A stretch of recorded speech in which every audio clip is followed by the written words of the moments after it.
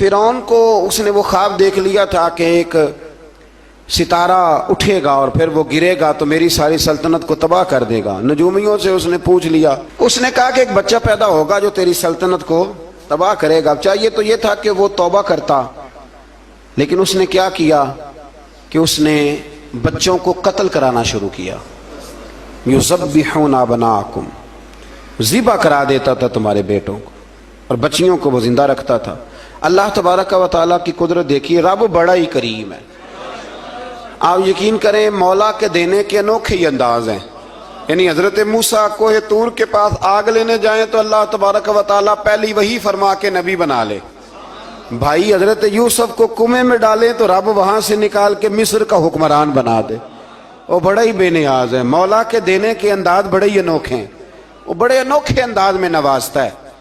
تو حضرت موسیٰ جب پیدا ہوئے تو ان کی والدہ نے پتہ کیا کیا، ان کو ایک صندوق میں بند کر کے دریا میں بہا دیا۔ اب دریا میں بہتے جا رہے ہیں تو ماں تھی تو پریشان بھی ہو گئی، ان کی ہمشیرہ کو کہنے لگی ذرا دھیان رکھنا کدھر جاتے ہیں۔ حضرت موسیٰ علیہ السلام دریا میں بہتے بہتے نا فرعون نے نا دریا کے کنارے مکان بنایا ہوا تھا۔ آپ کو پتہ ہے بادشاہوں کا ذوق ہوتا ہے، آج کل ہمارے جو حکمران ہیں انہوں نے اس کا نام فارم ہاؤس رکھا ہوا ہے، میرا فارم ہاؤس، اور پرانے زمانے میں لوگ ڈیرا کہتے تھے۔ تو اس نے بھی اس طرح کا فارم ہاؤس بنایا ہوا تھا۔ وہاں پہ حضرت موسیٰ علیہ السلام تیرتے ہوئے تابوت کے اندر صندوق کے اندر جا رہے ہیں۔ فرعون اور ان کی بیوی حضرت آسیہ بے اولاد تھیں، بڑی تڑپ تھی بیٹے کی، وہ بھی وہاں کھڑی تھی۔ صندوق تیرتا ہوا آیا تو فرعون نے کہا کہ جاؤ پکڑ کے لاؤ دیکھو کیا ہے۔ جب وہ لے کے آئے نا تو آپ کی ہمشیرہ جو نگرانی کر رہی تھی پریشان ہو گئی کہ یہ تو اس کے ہاتھ لگ گئے، یہ تو اب مار ڈالے گا۔ لیکن جب خوبصورت اور چمکتا ہوا بچہ دیکھا تو بی بی آسیہ کہنے لگی یہ بنی اسرائیل کا ہے ہی نہیں، یہ تو پتہ نہیں کہاں سے بہتا ہوا یہاں آ گیا ہے، تو ایسے ہی چھوڑ، یہ پتہ نہیں کہاں سے رکھ نہ لیں، رکھ نہ لیں۔ تو حضرت موسیٰ علیہ السلام وہ کہنے لگا نہیں انہی کے ہیں، موسیٰ علیہ السلام اسی کے ہیں۔ تو آسیہ کہنے لگی تیرے تو سر پہ نا بس بھوت ہی سوار ہو گیا، ہر وقت وہی لوگ تجھے یاد رہتے ہیں، یہ پتہ نہیں کہاں سے بہ کے آیا۔ اب رکھ لیا، مان گیا فرعون۔ آپ فرعون کے گھر میں جو اس لیے بچے مروا رہا تھا کہ میری سلطنت حضرت موسیٰ پیدا نہ ہو جائیں، تو اسی کے گھر میں پرورش پانے لگے، اسی کے گھر میں۔ اب عورتیں منگائیں گئی دودھ پلانے کے لیے، تو حضرت موسیٰ علیہ السلام کسی بی بی کا دودھ نہیں پیتے، تو آپ کی ہمشیرہ نہ وہیں دائیں بائیں گھومتی رہتی۔ تو کہنے لگی جناب آسیہ سے کہ میں ایک بی بی کو جانتی ہوں، بڑی صاف ستھری ہے، مجھے امید ہے یہ بچہ اس کا دودھ پیے گا۔ تو فرعون کہنے لگا دوڑ کے لا، تو وہ اپنی والدہ کو لے کے آئیں تو حضرت موسیٰ نے فوراً دودھ پینا شروع کر دیا۔ فرعون کو پھر تھوڑا شک ہوا۔ ایک روایت یوں بھی لکھی ہے بعض لوگوں نے کہ فرعون ایک دن اٹھایا ہوا تھا حضرت موسیٰ کی ابھی تھوڑی سی عمر تھی، تو آپ نے اس کی داڑھی پکڑ کے تو ایک گھونسا دے مارا، جلالی تو شروع سے ہے نا۔ تو کہنے لگا آسیہ تو مان نہ مان یہ بچہ وہی ہے۔ تو حضرت بی بی آسیہ کہنے لگی کہ تجھے غلط فہمی ہے، یہ وہ نہیں ہے۔ اس نے کہا دیکھو نا یہ تو اٹھاتی ہے تو پیار کرتا ہے، اور میرے جب قریب آتا ہے تو اس کے لب و لہجے میں تلخی محسوس کرتا ہوں۔ اس نے کہا بچوں کو کیا پتا۔ خیر ایک طرف اس نے کھانے پینے کی چیزیں رکھ دی، ایک طرف انگارے رکھ دیے، وہ بھی حضرت آسیہ کہتی ہیں کہ تجھے سمجھ آئے بچے بچے ہوتے ہیں۔ حضرت موسیٰ بچے تو تھے پر تھے تو اللہ کے نبی نا، اللہ کے نبی تھے۔ جب اس نے کہا نا یہ بچے ہیں تو حضرت موسیٰ علیہ السلام بجائے انگاروں کی طرف جانے کے نبی تھے، وہ سیدھے کھانے پینے والی چیزوں کی طرف بڑھنے لگے۔ فرعون کہنے لگا آپ بتا۔ اللہ تعالیٰ نے حضرت جبریل کو بھیجا، انہوں نے کہا ادھر نہیں جانا آپ ادھر جائیے۔ تو آپ آگ کی طرف گئے اور ایک کوئلہ اٹھا کے زبان پہ رکھ لیا۔ تو آسیہ کہنے لگی سمجھ آئی، بچے کو کیا پتا کدھر جانا ہے کدھر نہیں جانا، اگر وہ اتنا ہی خیال ہوتا وہی بچہ ہوتا تو آگ۔ اور بعض مفسرین نے لکھا ہے یہ جو حضرت موسیٰ دعا مانگتے تھے نا رب اشرح لی صدری ویسر لی امری، یہ وہ آگ کا انگارہ جب کوئلہ منہ میں رکھا تھا نا تو اس کی وجہ سے زبان میں کچھ لکنت آ گئی، تو آپ دعا کرتے تھے کہ یا اللہ میری زبان کی وہ بند گرا کھول دے تاکہ میں کھل کے فرعون کے سامنے بات کر سکوں۔ وہیں حضرت موسیٰ پلنے لگے، وہیں پلے، وہیں جوان ہوئے، وہیں اللہ نے ساری دولتیں دی، بہن بھی ملی، माँ भी मिली और सारे अजीजों का प्यार भी मिला। उसी घर के अंदर अल्लाह ने परवरिश करके फिरौन के जुल्म से बनी इसराइल को निजात अता फरमाई। तो मूसा फिर फिरौन के घर में पलने लगे और जब जवान हो गए तो फिरौन के यहाँ जो जुल्म होता था हजरत मूसा उस पर बोल पड़ते थे, जलाल फरमाते थे। तो फिरौन फिर नाराज नाराज रहने लगा, यहाँ तक कि उसने आपको निकाल दिया, आप तशरीफ ले गए वहाँ से। तो हजरत मूसा एक दिन शाम के वक़्त दोबारा आए बस्ती में, लोग सोए हुए थे। तो दो आदमी, एक बनी इसराइल में से और एक फिरौन की अपनी कौम में से, वो दोनों आपस में झगड़ रहे थे।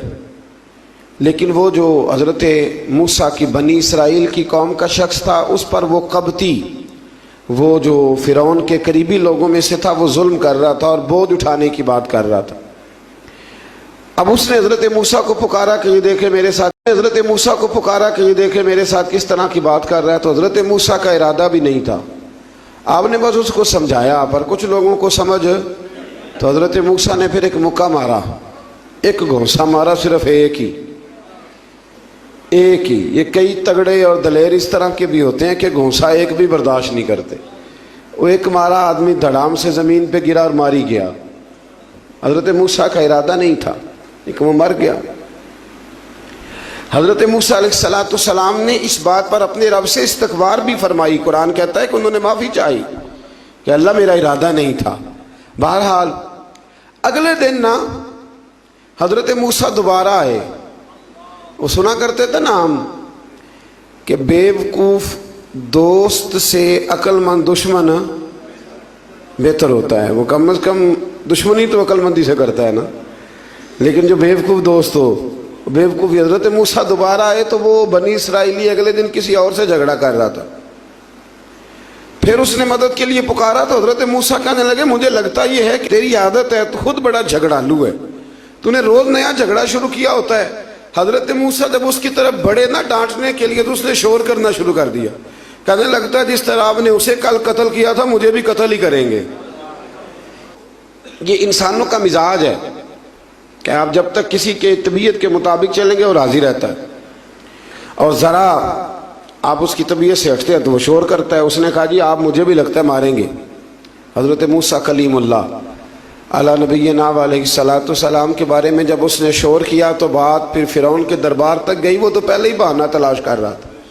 उसने कहा ढूंढो पकड़ो और माज़अल्लाह शहीद करेंगे। किसी ने आके ख़बर दी कि आप जहाँ से हिजरत कर जाएं, इसलिए कि आपके लिए यहाँ हालात दुरुस्त। और भाई ये छोड़ दिया करें बात कि फ़लाँ आदमी के हक़ में फ़लाँ जगह हालात कैसे ख़राब हुए, तो नबी करीम अलैहिस्सलाम मक्का छोड़ के क्यों आए? हज़रत मूसा अलैहिस्सलाम ने हिजरत क्यों फरमाई? ये एक ऐसी अजीब बहस है जिसको लोग बिला वजह छोड़ देते, बिला वजह छेड़ देते हैं। और बिलखुसूस एक खातून ने एक दफ़ा मुझे पैगाम दिया तो मैं बड़ी उसकी बात सुन के मुझे अजीब लगा। वो कहने लगी कि दूसरी जगह मेरी शादी हुई है, मुझे तलाक हो गई थी, तो मुझे एक ताना रोज सुनने को मिलता है तो इतनी अच्छी होती तो वहां ना रह लेती। तो भाई ये कोई ताने वाली बात है? कोई ज़रूरी है कि बीवी गलत होती है तो तलाक होती है? अल्लाह के महबूब अलैहिस्सलाम की दो साहिबजादियों को अबू लहब के दो बेटों ने तलाक भेज दी थी, तो किसकी गलती थी? तो आप क्या कह सकते हैं यहाँ क्यों तलाक? तो इतनी जल्दी बात थोड़ी कर देंगे आप, थोड़ी एहतियात फरमाएं बोलने में। तो हज़रत मूसा अलैहिस्सलाम वहाँ से निकले और आप मदियन की तरफ चले गए। मदियन वो इलाका था जहाँ फ़िरौन की हुकूमत कोई नहीं थी। हज़रत मूसा जैसे ही वहाँ पहुँचे तो उनके अंदर एक जज्बा था, वो जुल्म होता नहीं देख सकते थे। जब वहाँ पहुँचे तो उन्होंने देखा लोग अपने अपने जानवरों को घाट पे पानी पिला रहे हैं और दो ख़वातीन हैं वो बिल्कुल पीछे खड़ी हैं। तो हज़रत मूसा कलीम आगे बढ़ के कहने लगे तुम क्यों नहीं पानी पिलाती? तो वो कहने लगी हमारा भाई कोई नहीं, बाप हमारा बूढ़ा है। अल्लाह अकबर। मजबूरी ये है, हम हैं भी पर्दादार घराने की, मजबूरी हमारी ये है कि जब तक ये सारे लोग पानी पिला नहीं लेंगे उतनी देर तक हमारी बारी नहीं आएगी। तो हज़रत मूसा कलीमुल्लाह अलैहिस्सलाम फरमाने लगे अच्छा ये बात है तो जानवर मुझे दो। वो हो ये रहा था कि चूंकि मर्द पानी पिला रहे थे तो और जितने भी मर्द आते जाते थे वो घुसते जाते थे। وہ گھستے جاتے تھے اور عورتیں بیچاری کھڑی تھیں. حضرت موسیٰ جھٹ سے آگے بڑھے, پیچھے ہٹو. ان دو خواتین پاک باز عورتوں کے جانوروں کو پانی پلایا اور پھر آپ دوبارہ وہیں بیٹھ گئے. وہ بیویاں جلدی جلدی گھر گئیں, جا کے اپنے والد سے کہنے لگی ابا جی کمال ہو گیا, اس بستی میں ایک ایسا آدمی ملا ہے جو عورتوں کی طرف دیکھتا ہے تو نیکی کرنے کے لیے آگے بڑھتا ہے, جو مجبور اور بے کس کے لیے اچھے جذبات رکھتا ہے. فرمایا جلدی لاؤ. کچھ مفسرین اور طرف بھی گئے ہیں, لیکن جمہور نے لکھا ہے کہ وہ حضرت شعیب علیہ السلام تھے. حضرت شعیب نے گھر بلایا, اپنی ایک بیٹی کو بھیجا, فرمایا بیٹے بلا کے لاؤ. وہ جب گھر آئے تو آپ فرمانے لگے آپ میرے ساتھ اجرت طے کر لیں, 8 سال یا 10 سال آپ میری بکریوں کو چرائیں, میرے گھر میں رہیں. اور پھر فوراً ہی فرمانے لگے اگر آپ ہمارے گھر میں رہیں گے, دیکھ بھال کریں گے, تو میں اپنی ایک بیٹی کا نکاح بھی آپ کے ساتھ کر دوں. تو 8 سے 10 سال حضرت موسیٰ نے وہاں قیام فرمایا. اور پھر جب آپ کا نکاح ہو گیا تو آپ اپنی بیوی کو لے کے مصر کی جانب جا رہے تھے, تو رستے میں نا ٹھنڈ زیادہ ہو گئی, تو اپنی زوجہ سے کہنے لگے وہاں آگ جل رہی ہے, میں تیرے لیے آگ لے کے آتا ہوں تاکہ تو تاپ سکے, گرمی حاصل کر سکے. وہاں گئے تو درخت سے آواز آئی موسیٰ میں تیرا رب ہوں. درخت سے آواز آئی موسیٰ میں تیرا رب ہوں. اور حضرت موسیٰ کلیم اللہ کو وہاں وحی آنی شروع ہوئی. وہاں وہیں اللہ تعالیٰ نے انہیں وہ عصا عطا فرمایا جو پھر بعد میں اژدہا بنتا تھا. رب کریم نے وہیں حضرت موسیٰ کلیم کو وہیں ید بیضا عطا فرمایا. اپنا ہاتھ گریبان میں ڈال کے نکالتے تھے تو چاند اور سورج کی طرح روشنی دیا کرتا تھا. ید بیضا لیے بیٹھے ہیں اپنی. میں کبھی کبھی کہا کرتا ہوں کہ مولا کے دینے کے انداز بڑے انوکھے ہیں. بھائی یوسف کو کنویں میں پھینکتے ہیں تو اللہ مصر کا حکمران بنا دیتا ہے. فرعون تکلیف دیتا ہے, بظاہر حضرت موسیٰ کو دیس سے نکالتا ہے تو اللہ تبارک و تعالیٰ انہیں نبوت کی دولت عطا کر دیتا ہے. تو یہ اللہ تبارک و تعالیٰ کی تقسیم ہے نا جی. اور مولا کے دینے کے انداز انوکھے ہیں, نرالے ہیں, بے نیاز ہے نا. جب دیتا ہے تو پھر کمال ہی کرتا ہے. تو پھر حضرت موسیٰ وہاں سے واپس آئے اور آ کر کے آپ نے دوبارہ وہ سارا نظام زندگی شروع فرمایا. موسیٰ علیہ السلام نے ان کو دعوت حق دی اور کہا کہ میں تمہارے پاس واضح نشانیاں لایا ہوں, بنی اسرائیل کو میرے ساتھ بھیج دو. فرعون نے معجزات پیش کرنے کے لیے کہا تو حضرت موسیٰ علیہ السلام نے اپنا عصا زمین پہ ڈالا, اپنا عصا, اپنی چھڑی, اپنا ڈنڈا زمین پہ ڈالا تو وہ ایک واضح اژدہا بن گیا. پھر حضرت سیدنا موسیٰ علیہ السلام نے اپنا ہاتھ گریبان سے نکالا تو وہ دیکھنے والوں کے لیے روشن ہو گیا, ہاتھ کے اندر نور پیدا ہو گیا. ید بیضا لیے بیٹھے ہیں اپنی آستینوں میں. فرعون کے سرداروں نے حق کو قبول کرنے کی بجائے اسے جادو قرار دے دیا اور کہا کہ یہ تمہیں اپنے ملک سے نکالنا چاہتا ہے. انہوں نے کہا اس معاملے کو ذرا ڈھیل دو اور جادوگروں کو جمع کرو. جادوگر آئے, انہوں نے فرعون سے کہا کہ ہم حضرت موسیٰ کے مقابلے میں جادو تو دکھائیں گے معاذ اللہ, لیکن اگر ہم غالب آ گئے تو پھر ہمارا انعام کیا ہوگا؟ سودا پہلے طے کر رہے ہیں, کیا انعام ملے گا؟ اس نے کہا کہ اگر تم غالب آ گئے تو میں تمہیں اپنا قریبی بنا لوں گا. بادشاہوں کا قریبی ہونا بھی تو بڑی بات ہے نا, لوگ بڑے پاپڑ بیلتے ہیں قریبی ہونے کے لیے. اور یہ جو قریبی ہوتے ہیں نا, بالخصوص جو بادشاہوں کے قریبی ہوتے ہیں, بادشاہوں کی تباہی کا سبب بھی یہی لوگ ہی بنتے ہیں. یہ ان کو روز خبر دیتے ہیں کہ سب اچھا ہے, سب اچھا ہے. اور دنیا کے زیادہ تر حکمران انہی لوگوں کی وجہ سے تباہ ہوتے ہیں, چونکہ ان کا خود عوام سے رابطہ نہیں رہتا.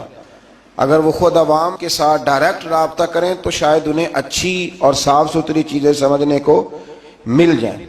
خیر, جادوگروں نے جب کہا ہمیں کیا دو گے تو اس نے کہا تمہیں قریبی بنا لوں گا. جادوگروں نے موسیٰ علیہ السلام سے کہا کہ آپ پہل کریں گے یا ہم پہل کریں؟ تو موسیٰ علیہ السلام نے کہا تم پہل کرو. جب جادوگروں نے اپنی رسیاں زمین پہ ڈالیں تو لوگوں کی نگاہوں کو سحر زدہ کر دیا, جادو کر دیا اور انہیں ڈروا دیا. انہوں نے کہا یہ تو بڑا جادو لے آئے. اللہ تعالیٰ نے حضرت موسیٰ علیہ السلام کو حکم دیا کہ آپ بھی اپنا عصا زمین پہ ڈالیں. ان کی رسیاں سانپ بن گئی تھی نا, دراصل وہ سانپ بنی نہیں تھی, لوگوں کی آنکھوں پر جادو ہو گیا تھا, انہیں سانپ نظر آ رہا تھا. فرمایا آپ بھی اپنا عصا زمین پہ ڈالیں. وہ عصا سانپ بنا اور جادوگروں کی ساری چیزوں کو نگل ہی گیا. ان کی بہت ساری رسیاں سانپ بنی تھی، ان کا ایک ہی عصا سانپ بنا اور سب کو نگل گیا. اس طرح کے معجزے کی حقانیت اور جادوگروں کا بطلان ثابت ہوا اور فرعونی رسوا ہو گئے. جادوگر سجدے میں گر گئے اور اللہ پر ایمان لے آئے. فرعون نے انہیں دھمکی دی کہ تم میری اجازت کے بغیر ایمان لے آئے ہو، میں تمہارے ہاتھ اور پاؤں مخالف سمت سے کاٹ دوں گا، یعنی الٹا ہاتھ کاٹ دوں گا، سیدھا پیر کاٹ دوں گا، میری بغیر اجازت ایمان لے آئے ہو، اور تمہیں سولی پہ بھی چڑھوا دوں گا. انہوں نے کہا کہ ایمان لانے کی پاداش میں تم ہمیں سزا دینا چاہتے ہو. پھر انہوں نے اللہ تعالیٰ سے صبر اور استقامت کی دعا کی. اس کے بعد فرعون نے بنی اسرائیل کے بیٹوں کو قتل کرنے کی اور بیٹیوں کو زندہ چھوڑنے کا حکم دے دیا. موسیٰ علیہ السلام نے قوم کو صبر کی تلقین کی اور کہا کہ نیک انجام اہل تقوی کے لیے. یہاں ایک لطیف بات ہمارے صوفیاء نے بھی لکھی ہے. صوفیاء کہتے ہیں کہ فرعون نے کلمہ نہیں پڑھا پر جادوگر کلمہ پڑھ گئے. وہ کس طرح کلمہ پڑھ گئے؟ تو کہنے لگے دراصل انہوں نے آتے ہی حضرت موسیٰ کا ادب بڑا کیا تھا. جادوگر حضرت موسیٰ کے مقابلے میں آ کے بھی ان سے کہتے ہیں کہ رسیاں آپ پہلے ڈالیں گے کہ ہم ڈالیں، آپ عصا پہلے رکھیں گے کہ ہم رکھیں. تو اتنا سا ادب کیا تو رب کریم نے فرمایا جو نبی کا ادب کرے وہ بے ایمان نہیں رہ سکتا. جو نبی کا ادب کرے وہ بے ایمان نہیں رہ سکتا، اور جو نبی کی بے ادبی کرے وہ ایماندار نہیں رہ سکتا. ختم ہو گئی بات. یہاں ہمارے صوفیاء نے یہ بات لکھی ہے کہ چونکہ انہوں نے آتے ہی کہا تھا کہ آپ پہلے ڈالیں گے یا ہم پہلے ڈالیں، تو حضرت موسیٰ سے انہوں نے پوچھ لیا. نبی کے پوچھے بغیر پہل نہیں کی تو اللہ نے انہیں ایمان کی دولت عطا کر. اللہ تعالیٰ نے فرعونیوں پر قحط سالی کا عذاب نازل کیا. فرعونیوں کا طریقہ یہ تھا کہ اچھائی کو اپنا کمال گردانتے تھے، کہتے تھے یہ ہماری طرف سے، اور برائی کو معاذ اللہ بدشگونی کے طور پر موسیٰ علیہ السلام کی طرف منسوب کرتے تھے. کہتے تھے معاذ اللہ آپ کی وجہ سے یہ سارا کچھ ہو رہا ہے. ہوتے نا، نہیں کہتے ہیں جب سے میں وہاں گیا ہوں تب سے.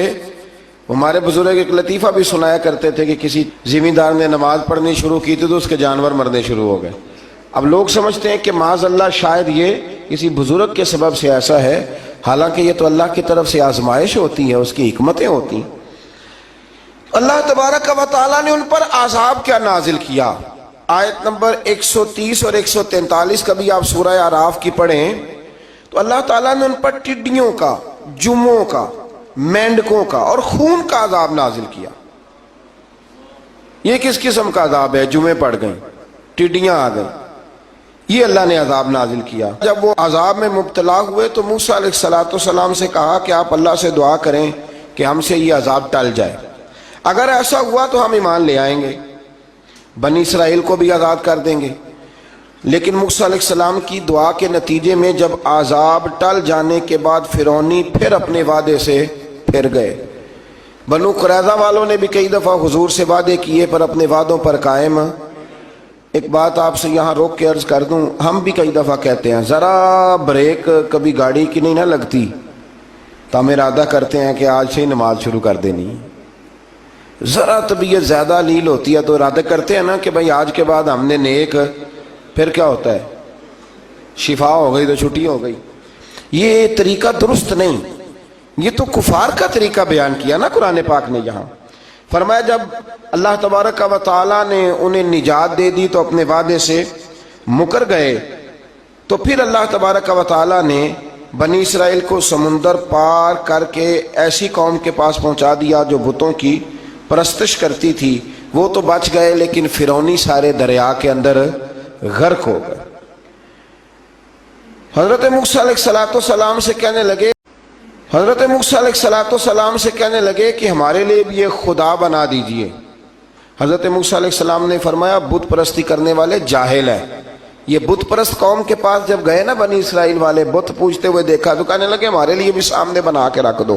فرمایا یہ تو جاہل ہیں، تم انہیں دیکھ کے اثر قبول کر رہے ہو اور اپنی جاہلیت کے باعث یہ ہلاک ہونے والے بھی ہیں. پھر اللہ تعالیٰ نے بنی اسرائیل پر اپنی نعمتوں کا ذکر فرمایا اور موسیٰ علیہ السلام نے اپنی قوم میں ہارون علیہ السلام کو اپنا جانشین فرمایا اور کوہ طور پر تشریف لے گئے. اللہ نے فرمایا وہاں آ جائے، میں آپ کو تورات عطا کرتا ہوں. 40 دن کا یہ عرصہ تھا موسیٰ علیہ السلام نے وہاں پہ جا کے وہ سارا واقعہ بھی انہی آیات میں ہے کہ حضرت موسیٰ نے عرض کیا تھا کہ رب ارنی، یا اللہ میں تجھے دیکھنا چاہتا ہوں، تو فرمایا لن ترانی، تو نہیں دیکھ سکتا۔ وہ بھی یہاں اللہ نے ذکر فرمایا۔ پھر اللہ تعالیٰ نے اپنی ایک تجلی جب کوہ طور پہ ڈالی تو حضرت موسیٰ علیہ السلام تاب نہ لا سکے اور بے ہوش ہو گئے اور پہاڑ بھی ریزہ ریزہ ہو گیا۔ اس کا ذکر بھی اللہ نے انہی آیات میں فرمایا۔ آیت نمبر 144 سے 155 تک حضرت موسیٰ علیہ السلام کو رسالت عطا کرنے، کلیم اللہ کا منصب عطا کرنے، تورات عطا کرنے کا ذکر ہے۔ آگے چل کے بتایا کہ جو متکبر لوگ ہیں نا وہ آیات الہیہ سے منہ پھیرتے ہیں، اور جو لوگ اللہ کی آیات اور قیامت کو جھٹلاتے ہیں ان کے اعمال باطل ہیں۔ پھر موسیٰ علیہ السلام کے کوہ طور پر قیام کے عرصے میں بنی اسرائیل کے زیورات سے بچڑا بنا کر اسے معبود بنانے کا ذکر ہے۔ ان میں ایک جادوگر تھا سامری، سنا ہے سلالہ میں اس کی قبر ہے۔ حضرت موسیٰ کوہ طور پہ چلے گئے تو اس نے پیچھے سے نا سونے کا ایک بچڑا بنا لیا، اس میں سونے کی تاریں اس کے منہ میں لگائیں، ہوا چلتی تھی تو بجتی تھی۔ اتنے کمزور عقیدے کی یہ قوم تھی کہ انہوں نے فٹافٹ ماننا شروع کر لیا، فٹافٹ ماننا، کہنے لگے یہ ٹھیک ہے۔ چنانچہ موسیٰ علیہ السلام جب واپس آئے تو قوم پر غصے اور افسوس کا اظہار فرمایا اور کہا میرے پیچھے تم نے ایسا برا کام کیا۔ انہوں نے تورات کی تختیاں بھی زمین پہ ڈالیں اور اپنے بھائی ہارون علیہ السلام کا سر پکڑ کے اس سے جواب طلبی کی۔ انہوں نے کہا اے میرے ماں جائے، بڑے خوبصورت لفظ ہے قرآن پاک، اے میرے ماں جائے، اے میرے بھائی، قوم نے مجھے بے بس کر دیا اور قریب تھا کہ یہ مجھے قتل بھی کر دیتے۔ اب آپ مجھ پر سختی کر کے دشمنوں کو ہنسنے کا موقع نہ دیں، کبھی بھی دشمنوں کو اپنے اوپر ہنسنے کا موقع نہ دینا چاہیے۔ پھر آیت نمبر 151 میں موسیٰ علیہ السلام کی دعا اور کلمات استغفار کا ذکر ہے۔ آگے چل کے بتایا کہ غصہ ٹھنڈا ہونے پر موسیٰ علیہ السلام نے تورات کی تختیوں کو اٹھایا جن کی تحریر میں اللہ سے ڈرنے والوں کے لیے ہدایت اور رحمت کی بشارت تھی۔ آیت نمبر 156 سے لے کر 158 تک میں موسیٰ علیہ السلام کی دعا کا ذکر ہے جس میں انہوں نے اپنی قوم کے لیے اللہ تعالیٰ سے دنیا اور آخرت کی بھلائی مانگی۔ اللہ تعالیٰ نے فرمایا یہ کامل نعمت میں ان لوگوں کو عطا کروں گا جو ایمان کے ساتھ تقوی بھی اختیار کریں گے، یہ انہیں ملے گی نعمت، اور پھر وہ زکوٰۃ دیں گے اور اس عظیم رسول یعنی نبی کریم صلی اللہ تعالی علیہ وآلہ وسلم کی وہ پیروی کریں گے۔